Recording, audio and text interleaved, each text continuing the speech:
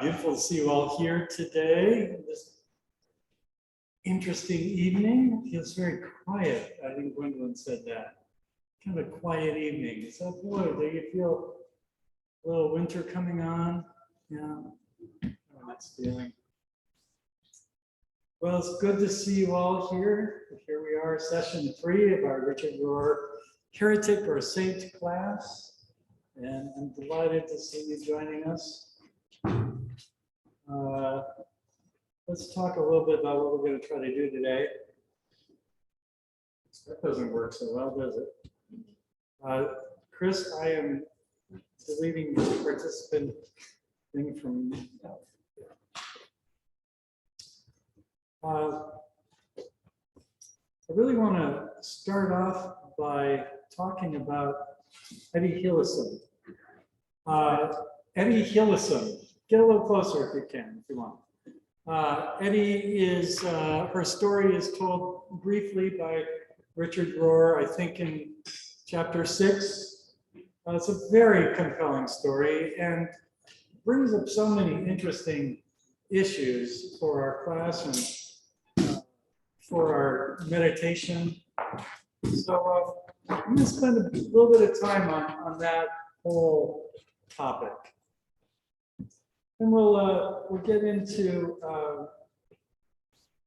how that kind of, Chris, how that leads us into considering life as a spiritual discipline, life as a spiritual practice, which is a sort of, I think, underlying a lot of what Richard Rohr is getting at. Then we'll look at some of his thoughts about the resurrection and the creeds, if we get time. But I don't want to leave out two very important parts of this class that I hope to include with each class, which is your homework. Some of you wrote into me with your thoughts about the question I posed to you. How does my image of God reflect my experience of the divine? We're going to maybe talk a little bit about that and about your cards and letters. Some notes I've gotten this week that have been very helpful and interesting and challenging and delightful. And along the way, we're also going to spend a good 20 minutes doing some meditation together. So here we go. Can we? There we go. Come on.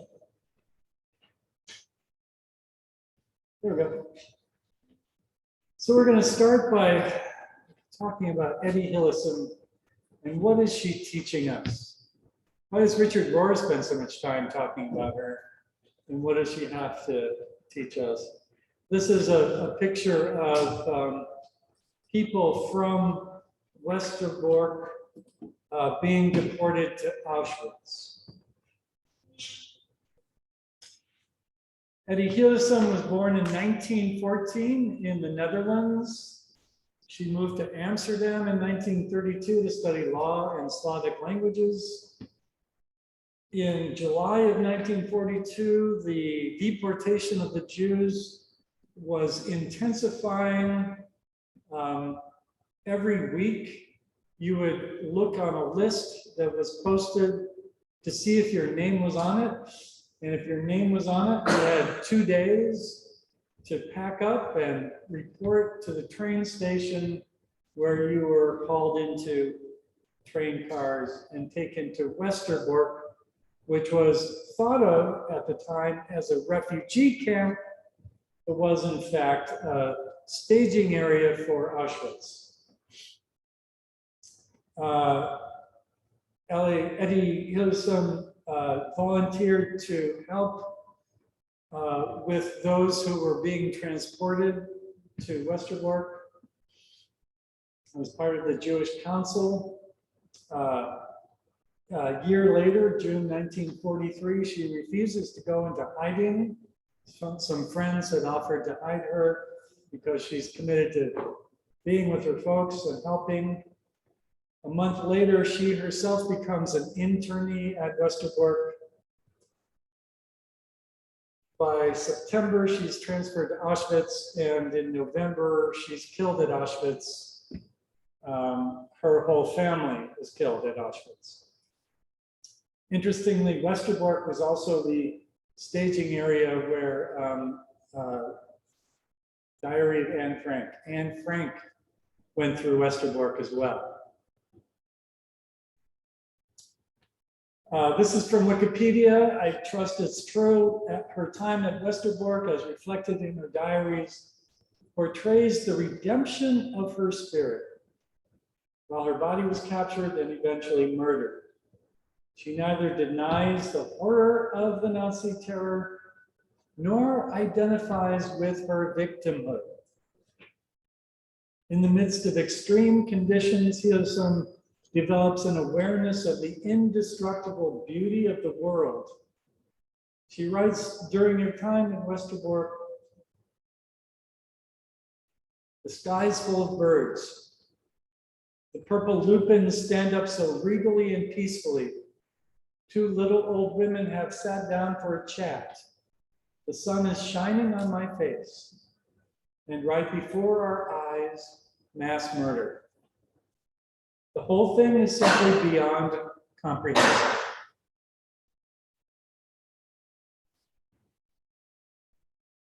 Everywhere, things are both very good and very bad at the same time, she writes.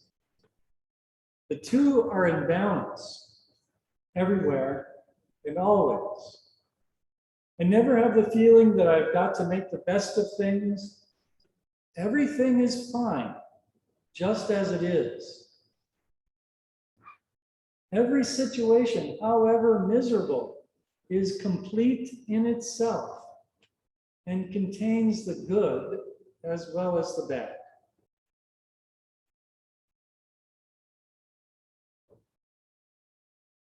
Now, I think it's worth asking, is this a Christian point of view? Obviously, Etty Hillesum is Jewish. I think she sounds like a Zen Buddhist. Yeah, yeah, right? Or, as Richard Rohr would say, she is living in a non-dual consciousness, and she is illustrating for us what that feels like from the inside.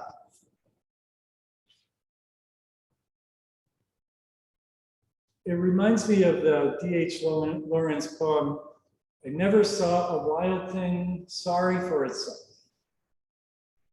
The small bird will drop frozen dead from a bough without ever having felt sorry for itself. I love that quote. You've probably heard me mention it before. The other day, my friend Chris and I were watching the swifts as they were flocking around the chimney at Chapman School. Thousands of birds in this unbelievably complex field of motion with waves of, just like suddenly the whole flock will turn in a direction, and these particular geometrical patterns that they take on in these waves of flying. And I'm trying to think about, wow, what is it like to be a bird in the middle of that flock? With no self-consciousness, purely taken up with the experience of being at one with thousands of other birds.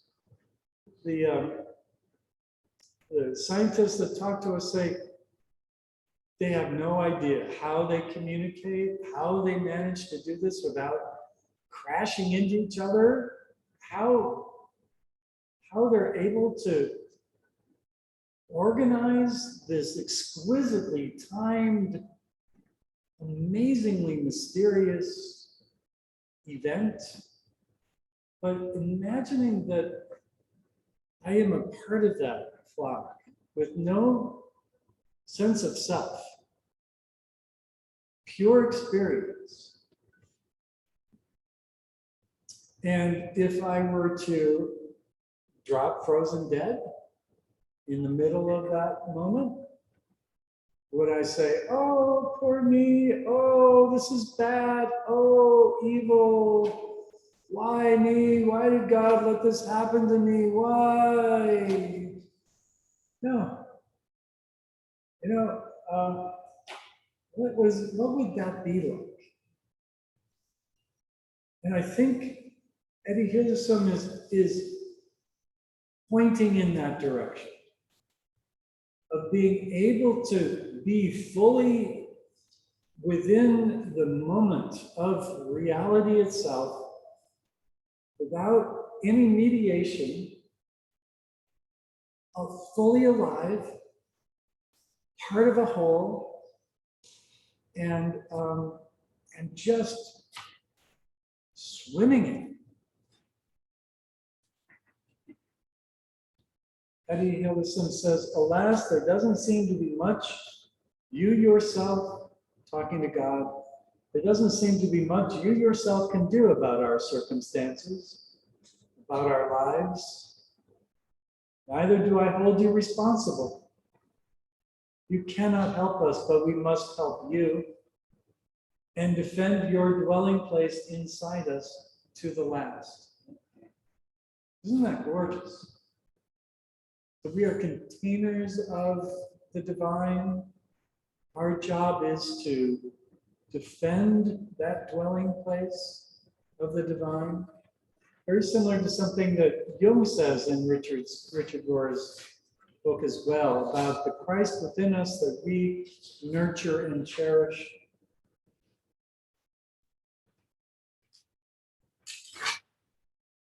She says, these 2 months behind barbed wire have been the 2 richest and most intense months of my life, in which my highest values were so deeply confirmed.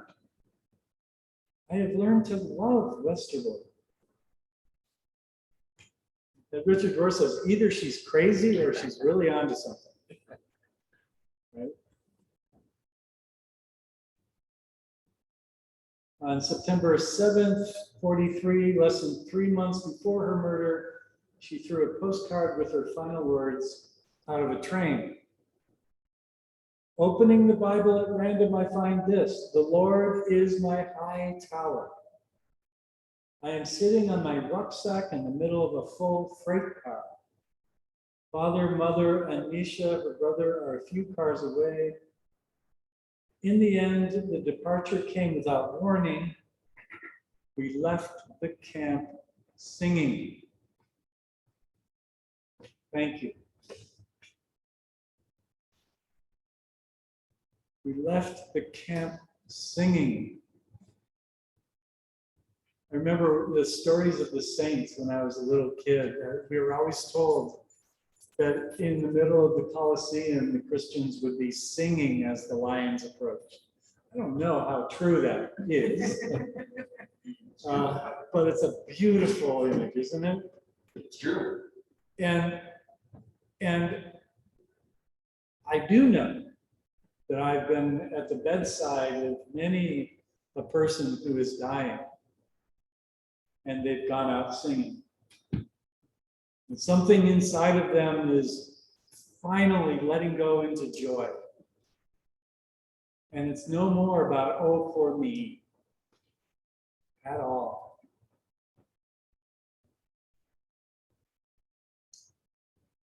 So Richard Rohr has this to say: Etty Hillesum is but one example of another function of the Christ, a universally available voice that calls all things to become whole and true to themselves. God's 2 main tools in this direction from every appearance seem to be great love and great suffering. And often great love that invariably leads to great suffering. Think of Etty Hillesum, her love leading her into Westerbork. But apart from love and suffering, both of which are always undeserved, I see no other way that humans would recalibrate, reset, or change course. Why would we? I always, when I think about some of the holocausts that we've witnessed in the 20th century, there have been those that have been perpetrated by nations who were then defeated, such as Germany and Japan. So each of those nations perpetrated their atrocities, but in their defeat, in their profound suffering, as a nation, both of those nations profoundly repented and sought a new path. My motto has always been, the only repentant nation is a defeated nation. And I think that's also true for me, that I have only been truly transformed in the midst of deep suffering or deep love. Those instruments of transformation that hit us upside the head. And while we're in the middle of it, it just feels like hell. But something about the way in which reality is getting our attention and inviting us to open our eyes to reality itself has a spiritual transformation effect.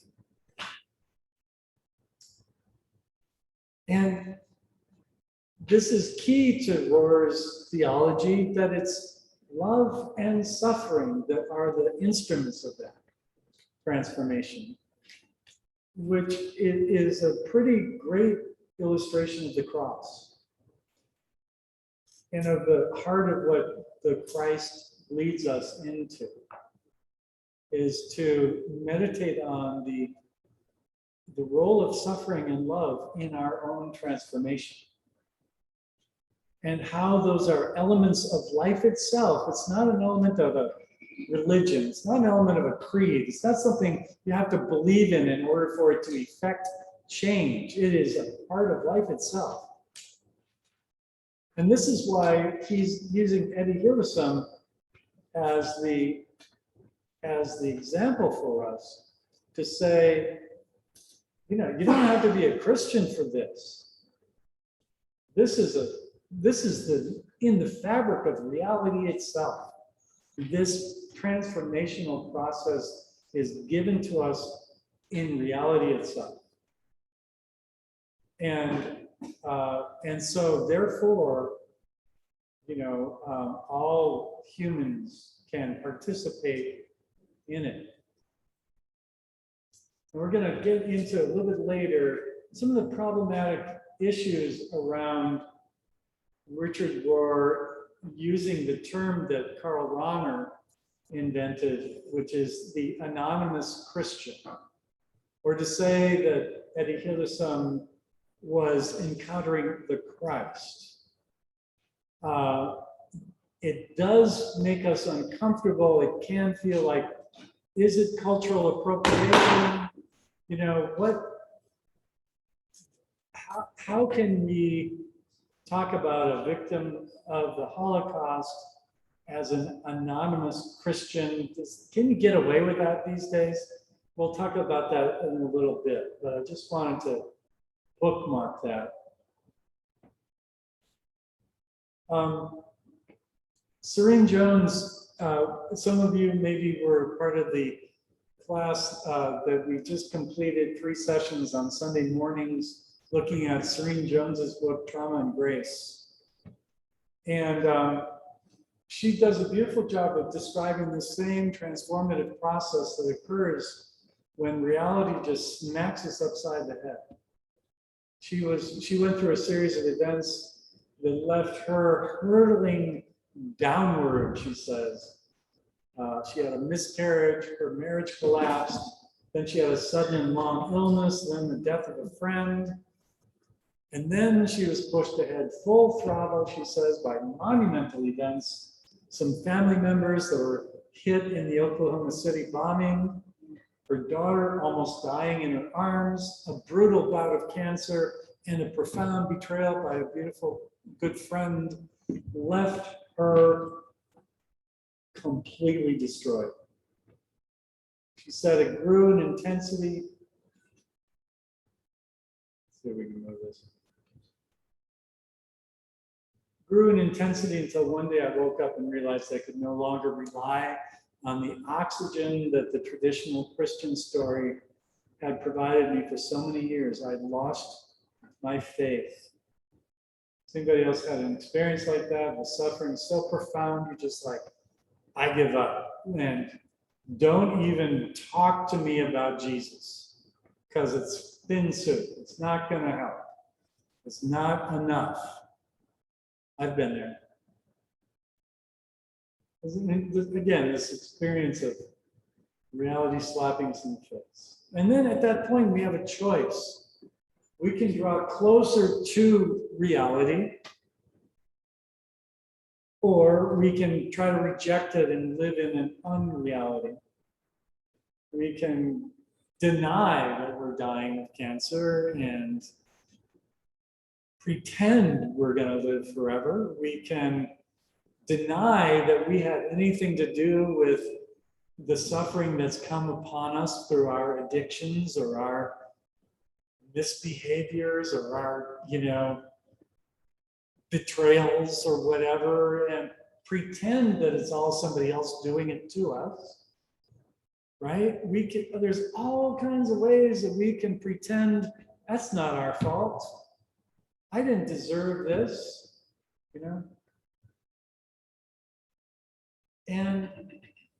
And all that does is it drives us away from reality itself.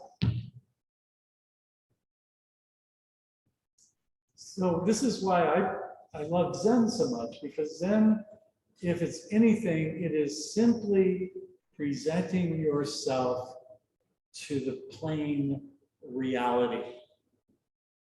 Just letting all of the filtration devices that we put between ourselves and reality, just letting those fall away. The question, do I like this or not? That's a wonderful filtration device. I'm going to attend to things I like and I'm going to ignore the things I don't like, right? Do I approve of this? Why me is a great filtration device, I don't like that person. that conflicts with what I think is right, we can just go on about that, right? So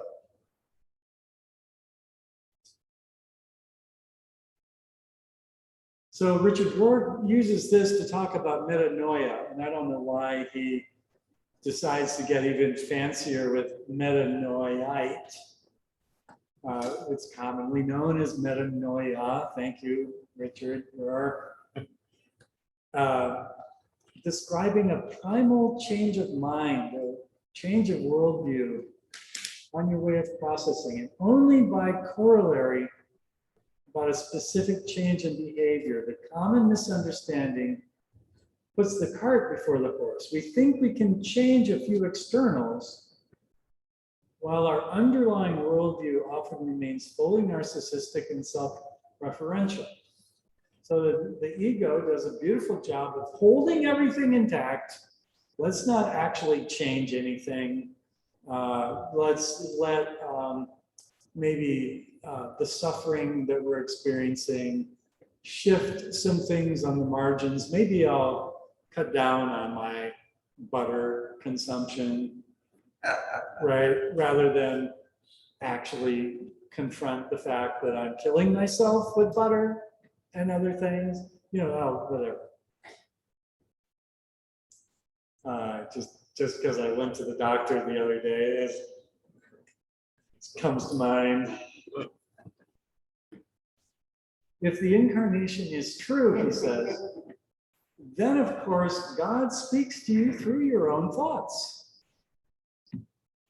Joan of Arc is frequently credited with this brilliant reply when the judge accused her of being the victim of her own imagination, she said, how else would God speak to me?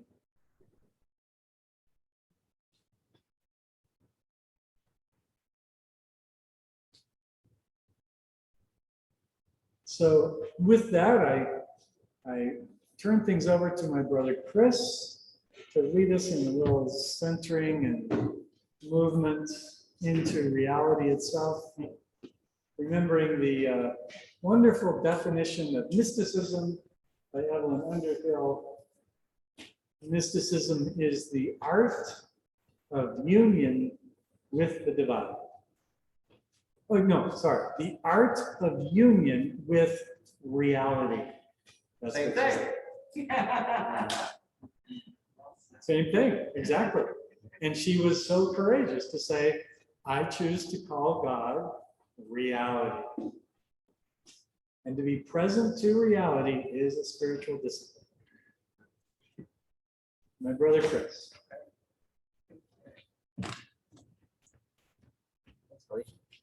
And if you want, you want to have people see your face? I think they can, because I could see your face. Oh, good. Good. Bart Foster, nod if you can see me right now. Because I can see you. Yes, you're nodding. Good. So I can be seen. Hi, everybody. Hello, Zoomers. Okay, so the art of tuning into reality, which is the art of tuning into the divine, is something that Rohr references repeatedly, as does Matt, and which is part of the whole contemplative path. And so we're going to give that a little taste tonight. I do want to say, sometimes it sounds like we're asking ourselves to be sort of stoic or almost cynical, or to that, you know, there's a part of our embrace of life that's pretty obvious how we, you know, we're trying to push away the stuff that's negative or that we don't want to accept about ourselves or about the world, and cling to other things. And there's a way in which saying what we need to do is be fully grounded in reality. It's almost like it's, you need to let more of the bad stuff in and stop complaining, right? Because a lot of our resistance to the world is about trying to push those things away. But what the beauty of that amazing story of Etty is, she reminds us that reality is not just like our ideas about good and bad and all of that kind of stuff, and the things that we would normally take in as bad and try and push away, but that actually there's a deeper reality.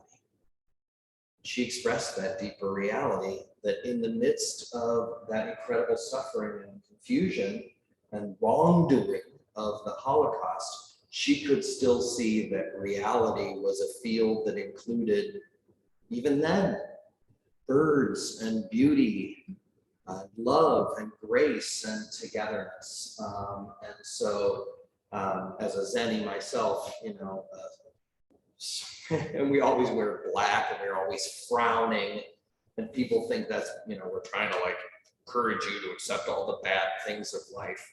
That's a costume. Because once you've done that, then you're actually now equipped to pay attention to the deeper reality, which is grace, which is goodness, which is beauty. So the practice of meditation, which is just to sit still for a little while and pay attention to your existence, is the device that mystics and contemplatives and prayerful folks have ever used. And in chapter 6, which I know Father Matt was particularly fond of, Rohr actually speaks to a couple of the sort of practical dimensions of meditation. So I'm just going to read a little bit about what he says and encourage us then to spend just some time right here with ourselves and with reality, as we have been each of these weeks. My experience of meditation, at least that form that's grounded in being present with our bodies and ourselves, in the here and now as simply and unadulterated as possible, is that it really kind of boils down to a couple of things, which is paying attention to our body and our breath in particular, and inevitably observing either consciously or in a caught and tumbly sort of way, the stream of our thoughts that arise. And that really is pretty much meditation. I mean, you can get into examining different states of mind and this other thing, but most of us, if we're not in a 3-year retreat or something, we sit down and we say, all right, reality, I'm prepared to accept thee. And breathe. And what the thing that is going on is simply observation of our body and our breath and our thoughts. The good news is that's all we need to tune in to the whole goodness of everything. And so I just want to read a word about thoughts from Rohr and a word about breath, and then I'll pretend to ring a bell. And unlike past weeks where we had some guided meditation, I just want to leave some space for silence for a little bit and ask you, observe your thoughts, observe your breath, and then I'll pretend to ring the bell again and give us just a minute or two to talk about that experience before we turn back to Father Matt. So this is, I think, a wonderful device. What's wrong? Looking for my phone. Right here. Yeah. Gonna make a call? No, I'm gonna set the bell for you. Oh, lovely.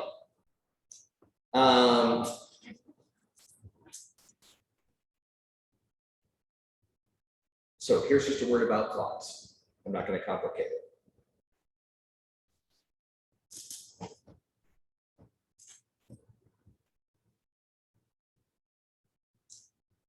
All right, intuitive truth. That whole making instinct just feels too much like our own thoughts and feelings. And most of us are not willing to call this God, even when that voice prompts us toward compassion instead of hatred, forgiveness instead of resentment, generosity instead of stinginess, bigness instead of pettiness. And then we have that quote from Joan of Arc. And the key is this. He says, I can't find it.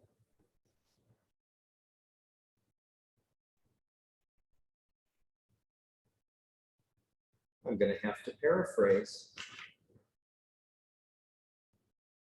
Basically, when our thoughts are limiting,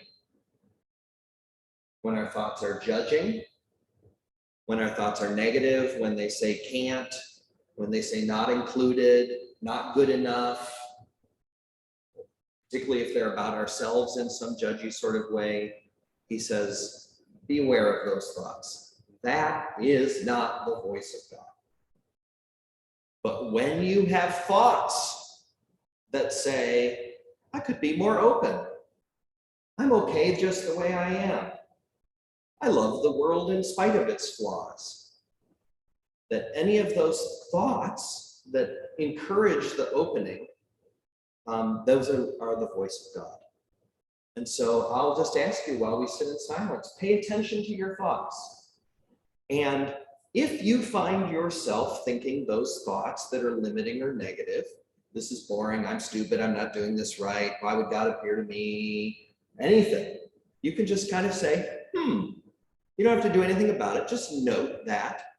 And if you have the thought that's like, this is okay, I can make space for this, there's room in my heart for the whole world, for my whole self, then just observe those thoughts as well. And particularly note the difference in the feeling of them as they come to you.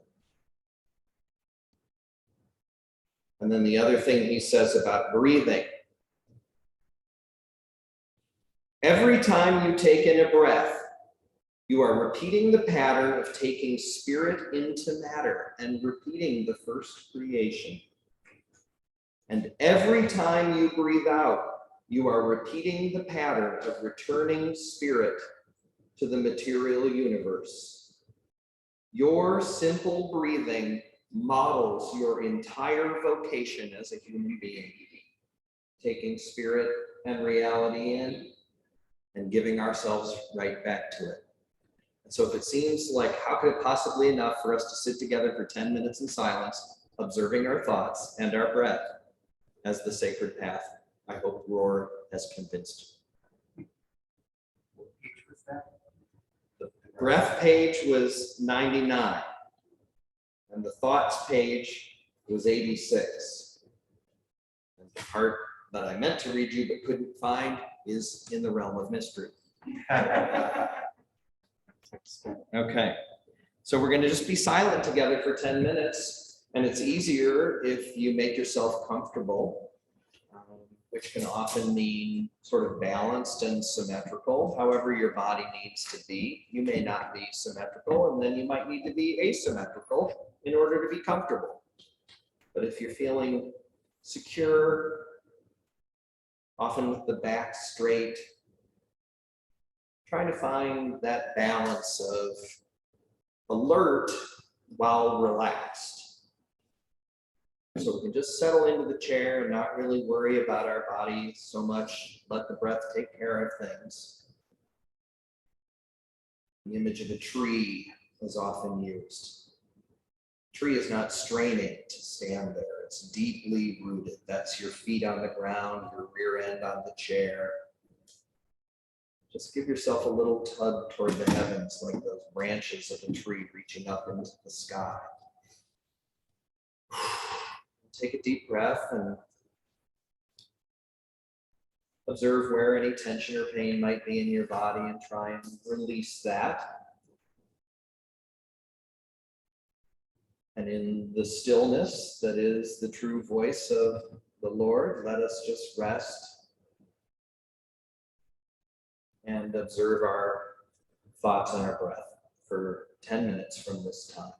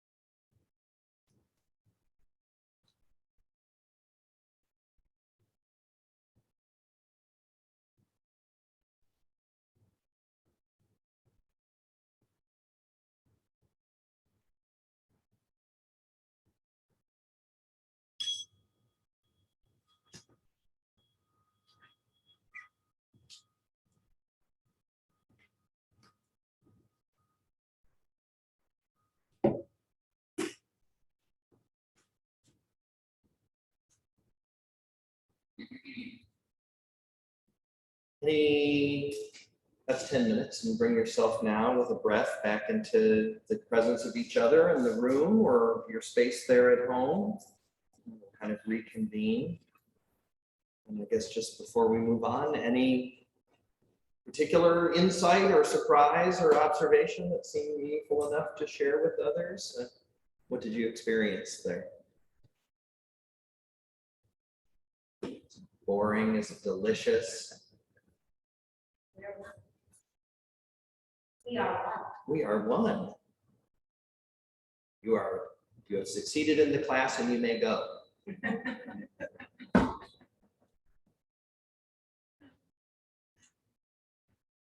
Anyone else? Or online perhaps? I can't see you if you're there. Okay, well, I hope that was tasty for you then. Back to you, Father Matt.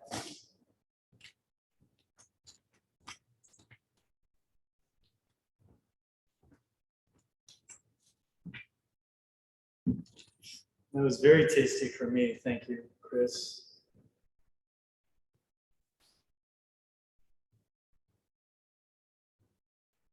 Let's see. Well, so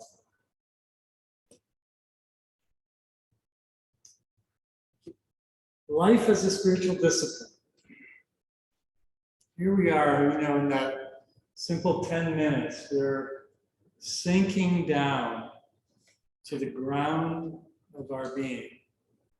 When I read this in Richard Rohr's book, it took my breath away. I rarely am I like, oh my, but this by Jung.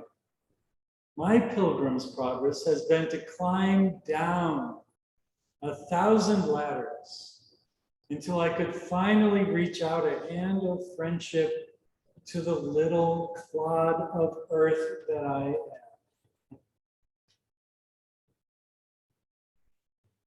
And here's one of the giants of the 20th century who is recognizing that his resume and his reputation and his fame have nothing to do with his spiritual progress.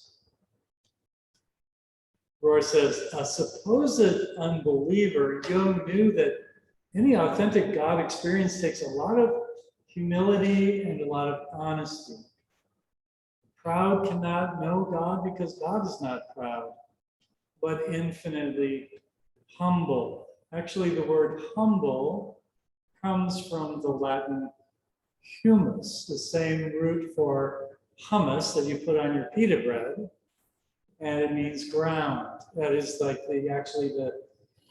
the fertile ground of decaying leaves and matter, worms, earth, dirt, humus. Remember, only like can know like. A combination of humility and patient seeking is the best spiritual practice of all. This is why oftentimes in meditation, I will spend time imagining myself as a corpse, disintegrating into the earth and feeling that complete release, again, into reality itself. No more separation. Yeah. I'm a little bit behind. I just got the book, but A little louder, please. there's something that feels inconsistent to me on page 43. He says, the lone individual was far too small, insecure, short-lived to bear either the weight of glory or the burden of sin. Only the whole could carry such cosmic mystery, constant loss of renewal. It feels inconsistent to me. Hold on. Show me that passage when you read it too. So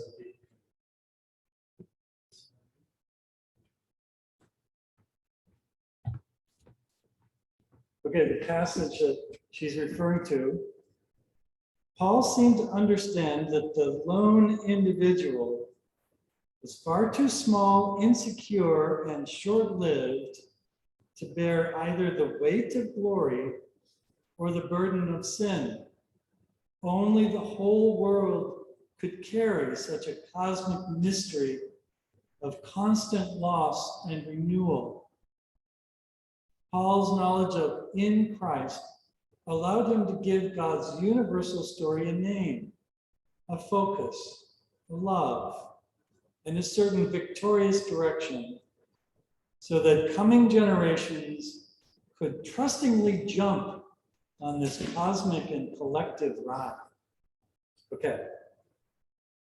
So, and yet, we're both Jesus and each of us as individuals, and man and woman, carry the God daily and have to carry God inside of us, and each of us don't know it, then the world doesn't have it either. So I don't understand why there's the division between we have to be big rather than small. What's the difference? Huh. I mean, I'm trying to figure out how to paraphrase that for our Zoomers. So if God is reality itself, does God depend upon us knowing God in order for God to be real? Be God. God depends on us to be God. We are God. So it doesn't matter whether it's just one of us, the world, all of us, there shouldn't be a differentiation. Can we even remove ourselves from God, right? So just by being created beings, we are participating fully in God's reality. And yet, oftentimes, it seems like we have this other consciousness that is unable to recognize that fact. And that's the source of all the divisions, all the judgments, all the hatreds, all the violence, all the abuse is in this practice of othering. And yet, if Etty Hillesum is correct, even that can be a way in which the divine is revealed. And whether we see it or not, the divine is nonetheless still there. Yet he's making a differentiation between that it has to be big and we're all too small to understand. Yeah, I'm not sure I'm able to comment on that particular point. I think what he might be getting at is that we're all swimming in a sea that is so vast and so profoundly beyond human capacity to know that these concepts, such as the Christ, can be a vehicle by which we allow ourselves to open to that bigger thing and get beyond the little ego boundaries that we carry around with us. And this gets to the contemplative virtues that I think Richard Rohr is constantly reminding us of, is that there is something about the practice of sitting in the presence of reality that increases our capacity for humility, compassion, empathy, love,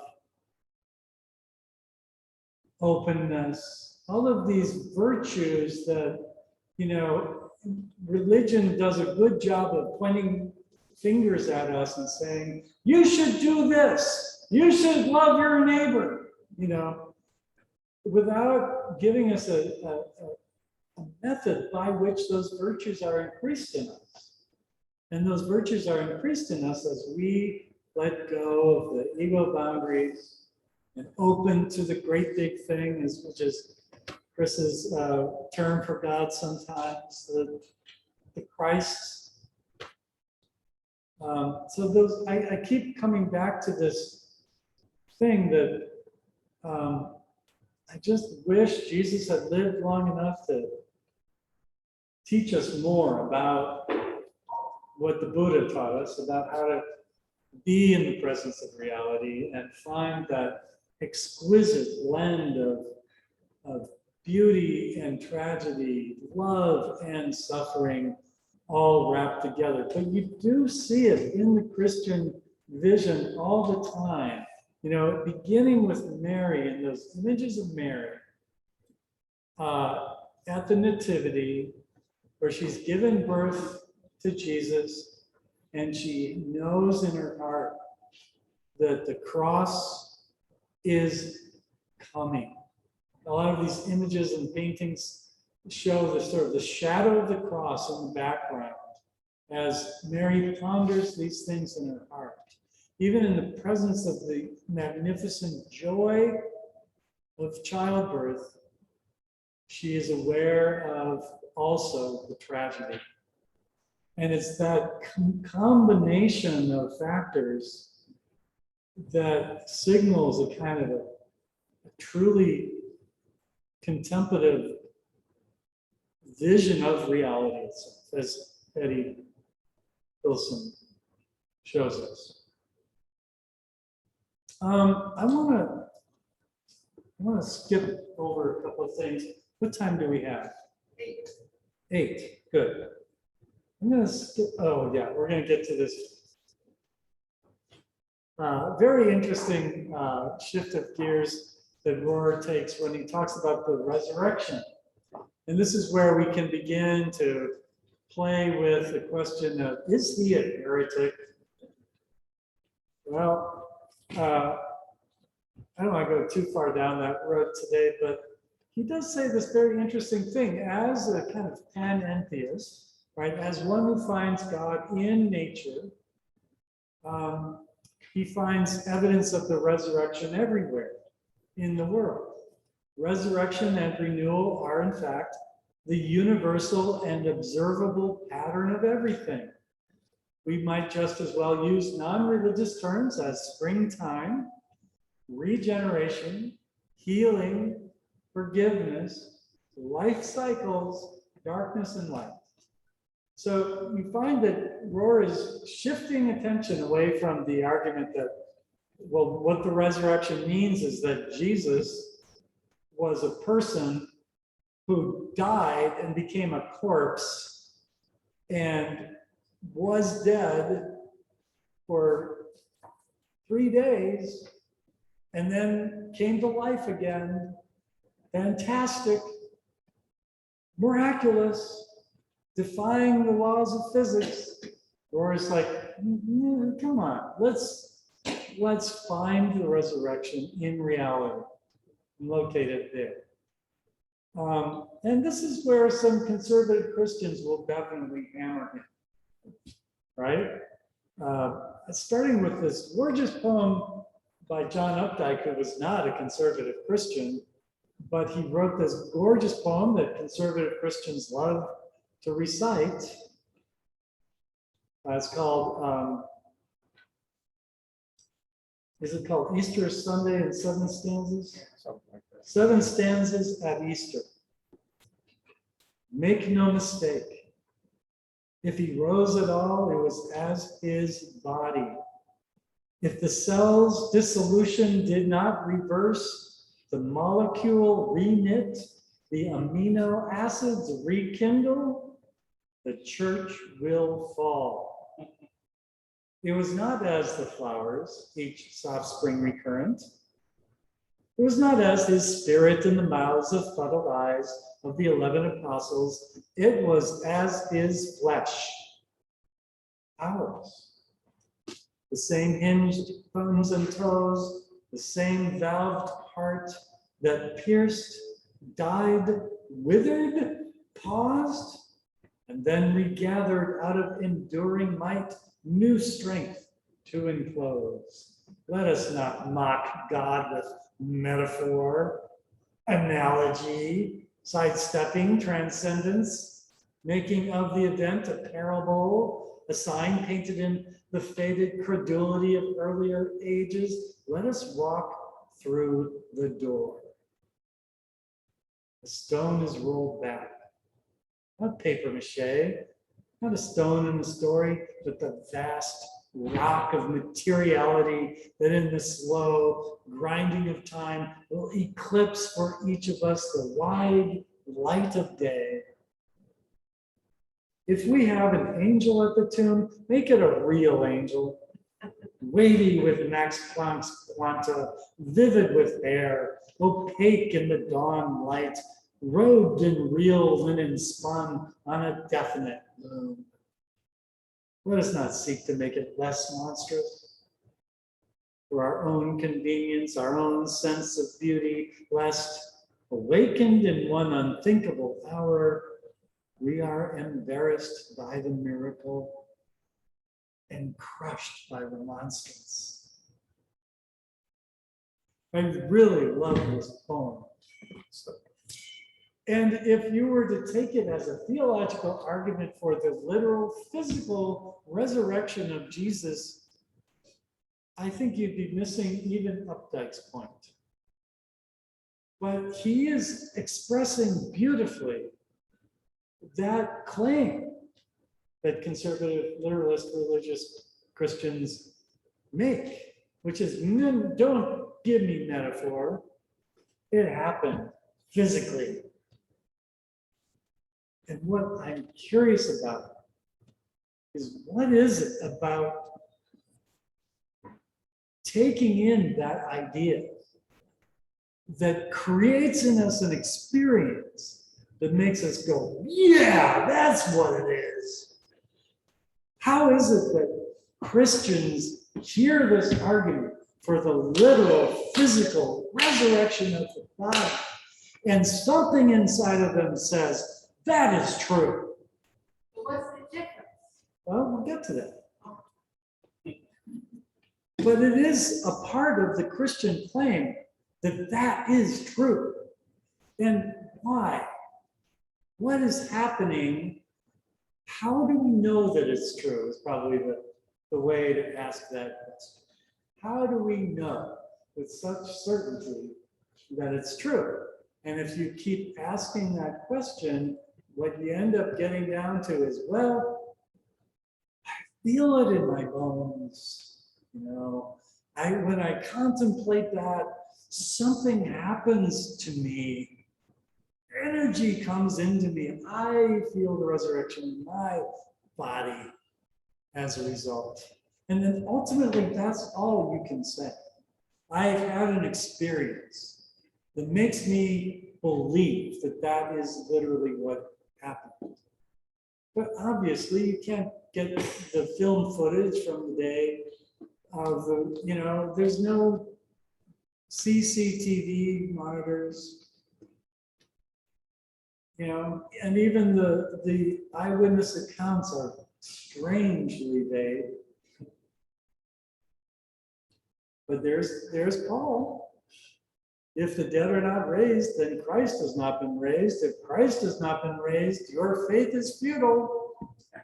You are still in your sins. Then those also who have fallen asleep in Christ have perished. If for this life only we have hoped in Christ, we are of all men most to be pitied. And you notice that, okay, so now he's Paul is engaged in theological reasoning. It's an if-then statement. It's like, well, I'm gonna figure this out with my brain. Logically, if this is true, well, then that is true. And then I can't accept that outcome. That my faith is futile. That's not acceptable. So, well, we'll just reject that. Which is actually what you find in a lot of evangelical arguments. If the Bible is not infallible, then, you know, all law and order will crumble, and, you know, why be good, and, you know, et cetera, et cetera. Well, that's not an argument. You know, maybe the Bible is fallible anyway.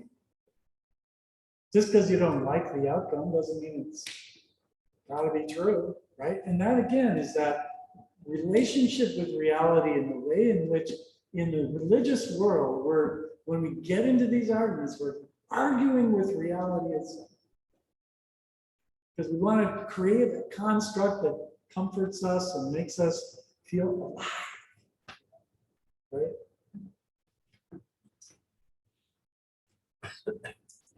So any thoughts about that before we move on? Anybody on Zoom want to, yes, word? I don't see necessarily any conflict between the two, between Rohr's view and I, definitely believe in the physical resurrection. It doesn't seem to me to make any sense the church would have lasted 2,000 years had that not happened. I mean, that's what it's all based on. And I know not everybody believes that, but on the other hand, though, even C.S. Lewis writes about the fact that there are lots of dying and rising gods in mythology and so forth. The motif is definitely there in creation. And so, yeah, I mean, springtime, the swallows coming back to Capistrano and all that kind of stuff is fine. Right, Because it so really is an yeah. affirmation of rebirth. Yeah. And, but just kind of localized in the resurrection. Right, so they don't have to be mutually exclusive, that there can be a genuine miracle of some kind, and all the earth can reflect metaphorically that same thing. Yeah, that's nicely put. You must be an Episcopalian.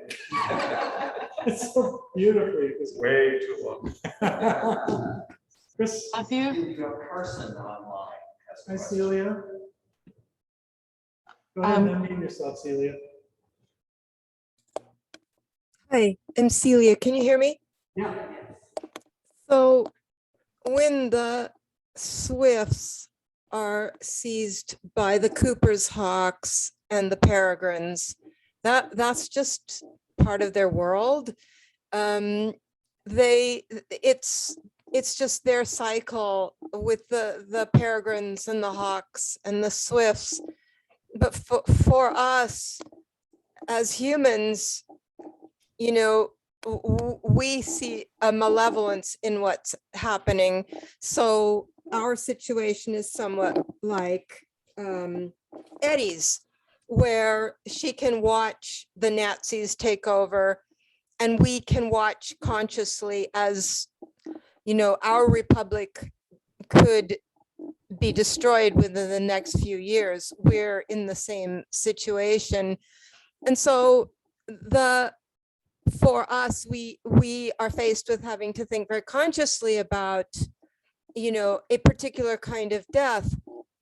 And I did go read Douglas Grotius's Condemnation of Richard Rohr. And there's a very great virulence in his attacks on Rohr. He also attacks Boltz-Weber as well. He really hates liberal theologians, and Grotius's attack is really rooted in this sense that Rohr denies the doctrine of creation ex nihilo, and Grotius needs that, or seems to need that so badly, because he seems to need that sense of absolute and utter power, that God could just take absolutely nothing and create something. And it's just that sense of power, and that humans, it's not just the doctrine of depravity that humans are bad. It's that sense of power, that God is so powerful. And it seems to me that that's something that we have to be thinking about now, that it will not be possible, as Etty had to face, that we can't match power with power. Like, we can't all run out and arm ourselves and have the streets run with blood, and then we'll somehow save the republic. There does seem to be a sense, and Rohr seems to be trying to get at that like, you have to have some commitment to an underlying goodness, or a commitment to other people, in order to be able to to keep creation going, that you have to help that along. So I think that what Rohr is talking about is at least an effort in a kind of really good-hearted way to do an evangelism that will help people go forward. Thank you, Celia. Yeah, I agree. Yeah, and that need for God to be all powerful is a very interesting projection upon the universe, isn't it? Like, what is it about vulnerability, weakness? What is it about Jesus on the cross?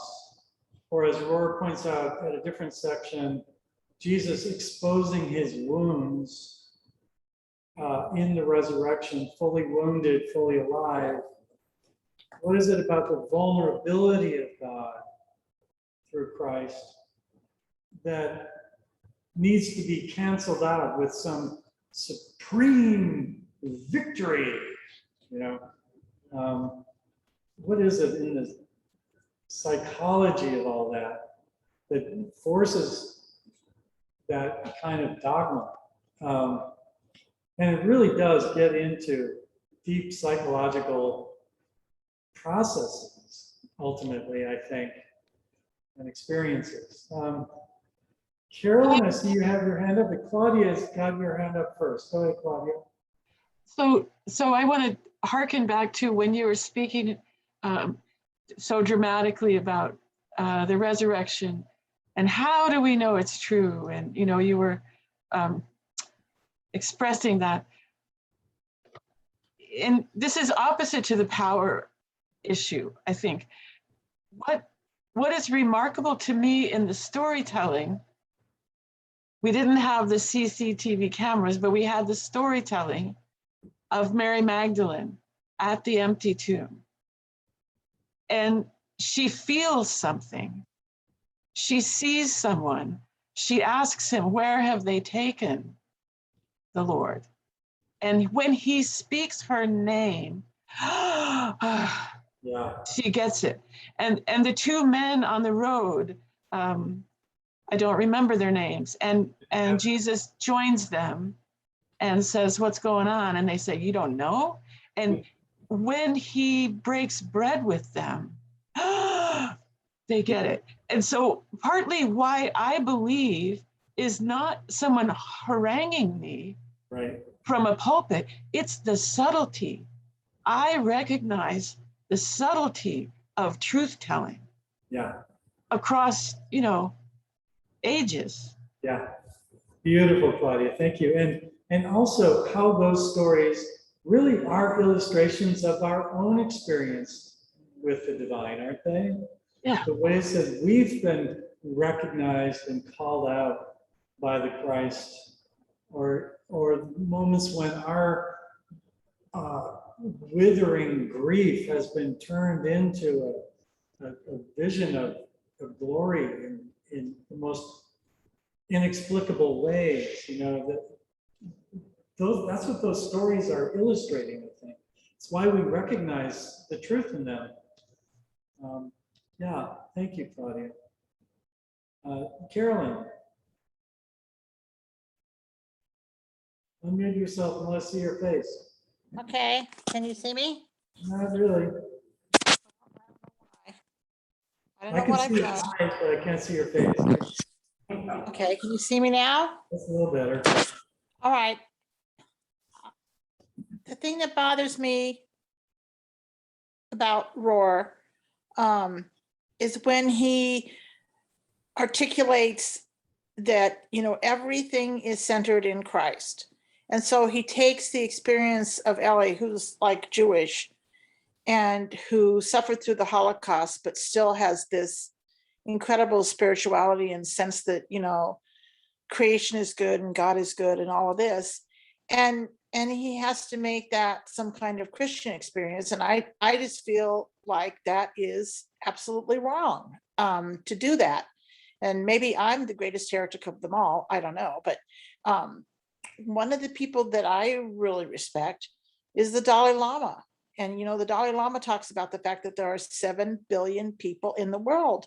And of those, at least 1 billion are unaffiliated with any religion. So you really, he feels like you shouldn't appeal to people on the basis of religion, but you should appeal to them on the basis of humanity and the innate goodness, that is in humanity and that is in creation, and that everybody should be, kind and compassionate. And of course, I'm not articulating as well as the Dalai Lama does, but I just think that to attribute all of everything that is sacred and everything that is good to Jesus is a narrow point of view. Thank you. Let's just, thanks for raising that. And a couple of people in their comments to me that I got over email raised that issue. And so I'm glad you did, Carolyn. A little bit of background.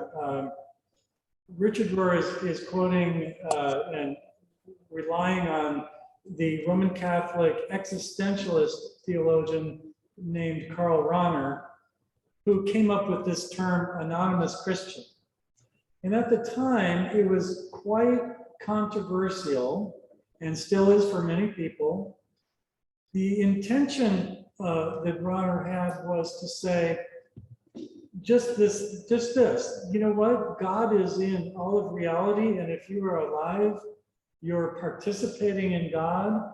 And as Christians, we can recognize that as Christ, we can call that Christ, but you don't have to call it Christ in order for Christ, or that thing that we call Christ, you don't have to call it Christ in order for it to be real and to be operating in the world.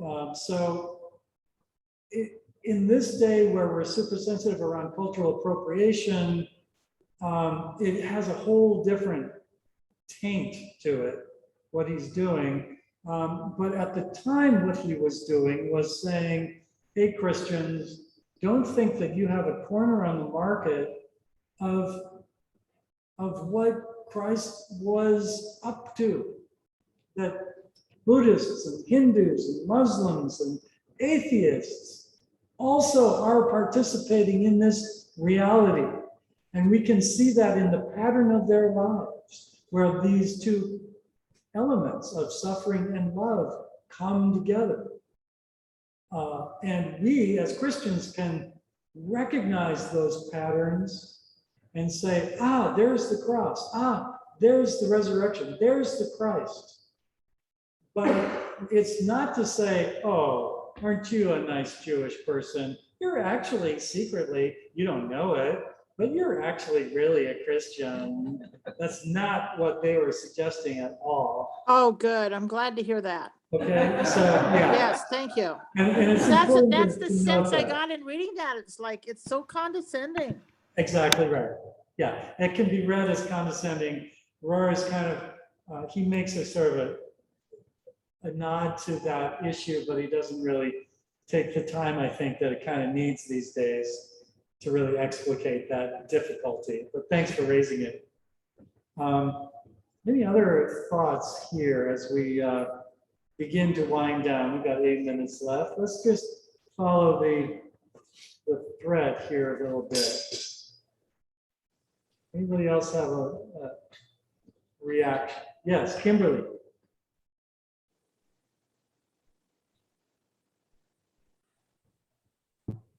There you go. Okay. I had the impression that he really was trying to do a fairly decent job of separating what the word Christ meant when applied to Jesus and Jesus himself. Because in some other traditions, there is a thing called Christ consciousness, which is your understanding of what God is. And that is nothing to do really with the fact that Jesus was the Christ, or however you would want to say that. It's that there is a Christ consciousness which is separate, that can be in anyone. And in fact, is considered to be in everyone. Yeah. Yeah, I think that's what Rohr's getting at. And that then raises the question, which our friend Michael Flanagan, who's here, raised to me, which I think boils down to, well, Michael, I actually quoted you at length in my slideshow, which I don't think we have time to unpack it all, but basically it's like, why engage? Why even call it the Christ? Why not? Michael, why don't you paraphrase your comments to me about that? Am I audible? Yes. I thought about that since I sent you that little note, and I thought, how would you make that clear in a quick way to a group of people like we have tonight? Yeah. And the easiest way that I could think of it for myself was to think about the distinction Jung makes between the self and the representatives of the self, which would be Christ, Buddha, Krishna, or what have you.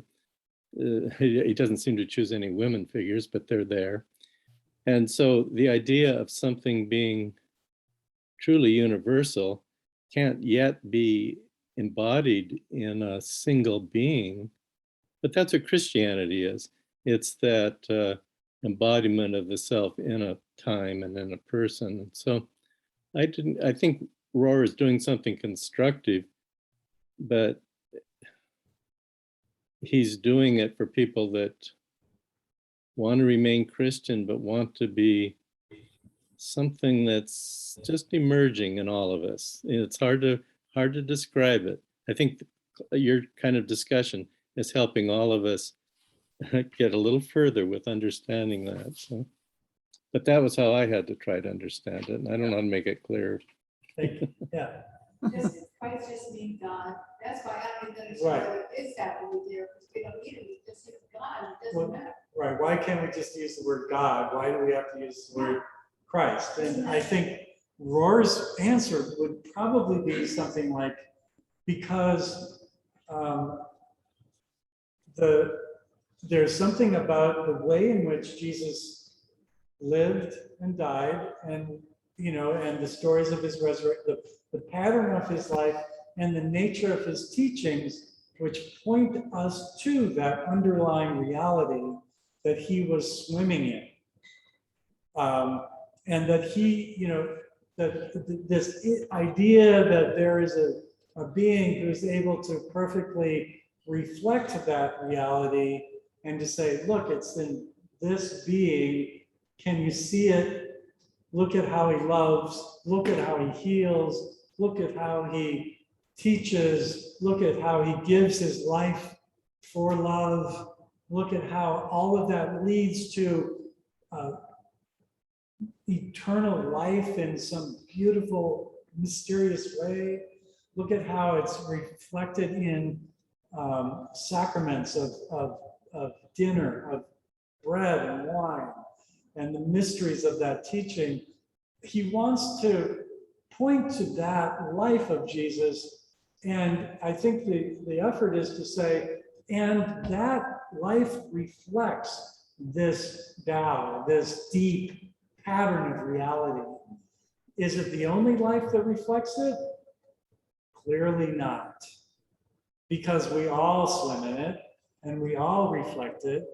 But if you're looking for one particularly helpful view of it, Jesus is a good place to start. Is it, does he make a claim that it's exclusively Jesus? No, I don't think he does. But some people are getting this feeling that he does. And we might explore that at our next class. Like, is he claiming that Jesus is unique or not? Why? If Jesus is just one revelation of God along with all the other revelations of God, why not look to Chris Bell or Ward Nelson or even Michael Henry, for God's sake? I mean, Or what about Adolf Hitler? Oh, boy. And that's why people think he's a heretic. Yeah, well, right? Then there's the question, is he really reality anyway? And you notice that that last sentence was in the form of, well, if that, then why not this? And once again, we're into theological reasoning that takes us on the yellow brick road toward confusion. Jean Marie? Well, if we could say avatar consciousness, but not that many people know what an avatar is. Oh, interesting. Avatar consciousness. Avatar consciousness. Who is your avatar, we might ask, and why? Right? And that gets to a really great point that I was going to make later. So let me just end with that. Thank you, Jean Marie. Paul Tillich defines God as the object of ultimate concern. What is your ultimate concern? That is your God. It's easy to figure out who your God is, not by what you claim to believe in, but by how you live your life, how your ultimate concern shapes your life. If your ultimate concern is money, that's the thing that's going to get you out of bed in the morning. It's going to drive you through your day. It's going to dictate how you make your choices. And in the end, it's going to be the thing that your life has been worshiping, right? If success, you know, approval of others, or love, self-giving love, compassion, we all ultimately choose our ultimate concern and live our life accordingly. So it really comes down to our choice. We choose our God. We have no choice but to choose our God. And that makes us all heretics, because the definition of a heretic is one who chooses for oneself rather than accepting what the church tells them is true. So that's a whole nother story, but we'll end with that. Thank you all for your beautiful presence tonight, and keep those cards and letters coming, and I'll see you again next week. Thank you, Matthew. Yeah.